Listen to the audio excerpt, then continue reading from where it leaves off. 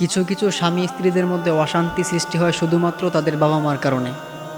প্রিয় বাবারা যারা আছেন, প্রিয় মায়েরা যারা আছেন, অনেকেই আছেন এই ভুলটা করে থাকেন। এটা করবেন না, এটার জন্য কিন্তু আপনাদেরকে জাহান্নামে যেতে হবে। দেখা যায় অনেক ছেলে আছে আমাদের বাংলাদেশে যারা বাইরে প্রবাসে থাকে। দেখা যায় সে দুবাই থাকে, সে মালয়েশিয়ায় থাকে, সে প্রবাস জীবনে আছে, তার ওয়াইফটা দেশে থাকে, সেই ওয়াইফের উপর টর্চার করা হয়, সেই ওয়াইফকে অত্যাচার করা হয়।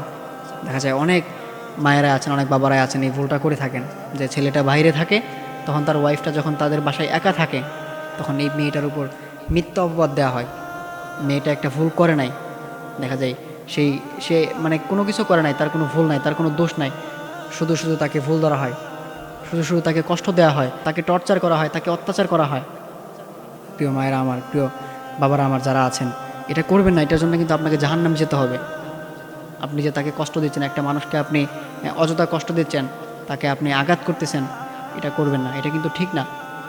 আপনার ছেলেটা বাইরে থাকে, আপনি যে তার কাছে আপনি তার স্ত্রীর নামে মিথ্যা অপবাদ দিচ্ছেন, আপনি ফোন দিয়ে বলতেছেন যে বাবা তোমার ওয়াইফটা তো খুব খারাপ, সে তো ভালো না, সে দেখা যায় অনেক ছেলেদের সাথে কথা বলে, সে আমাদের কোনো কথা শুনে না, সে দেখা যায় আমাদের বাসায় ঠিকমতো থাকে না, সে অনেক রাত করে বাসায় আসে, সে বাসার কোনো কাজ করে না, সে আমাদের কোনো কথাই শুনে না, সে উল্টাপাল্টা করে বেড়ায়, সে অনেক খারাপ কাজ করে বেড়ায়। অথবা আপনি বলতেছেন যে তোমার ওয়াইফ তো আমাকে গালাগালি করেছে। আপনার ছেলে তো বাইরে, সে তো আর দেখতেছে না, কিন্তু আপনি তাকে ফোন দিয়ে বলতেছেন যে তোমার ওয়াইফ আমাকে গালাগালি করেছে, তোমার বাবার সাথে সে খারাপ ব্যবহার করেছে। প্রিয় মা, আপনি যেটা করতেছেন মনে রাখবেন আপনাকে কিন্তু জাহান্নামে যেতে হবে। আপনার হাজারো আমল থাক, আপনার সারা জীবনের আমল নষ্ট হয়ে যাবে, কিন্তু এটা মাথায় রাখতে হবে। আপনি যদি একটা মেয়েকে কষ্ট দিচ্ছেন অযথা, আপনি যে একটা মেয়ের হক নষ্ট করতেছেন, এটার জন্য কিন্তু আপনাকে আল্লাহ তাআলার কাছে জবাবদিহিতা করতে হবে। এটা করবেন না। অনেক বাবারা আছেন, অনেক মায়েরা আছেন এই ভুলটা করে থাকেন।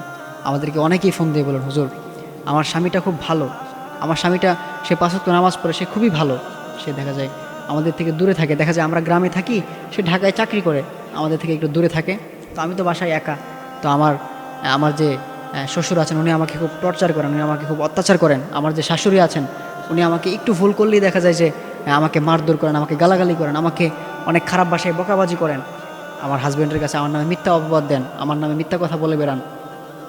তারা আমার সংসারটাকে নষ্ট করে দিচ্ছেন।